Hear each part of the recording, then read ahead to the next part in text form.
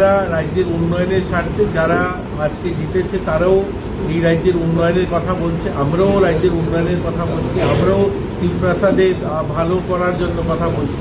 তো আমরা চাই, দেখুন হার জিত হয়েছে, কিন্তু কোনো ধরনের যেন ঝামেলা না হয় এবং শান্তি শৃঙ্খলা বজায় থাকে। এবং আজকে আমরা এই খোয়াই জেলার অন্তর্গত কৃষ্ণপুর বিধানসভার রামচন্দ্র ঘাট আসারামবাড়ি এলাকার যারা রয়েছে তাদের সঙ্গে কথা বলতে এসেছি, তাদের যে সমস্যা যেগুলো কালকে হয়েছে এগুলো জানতে এসেছি। তো আমি আশা করব এগুলো ঠিক হয়ে যাবে এবং প্রশাসন কাজ করছে। 1-2 দিনের মধ্যেই স্পিডলি আবার এরা বাড়িতে সবাই থাকবে।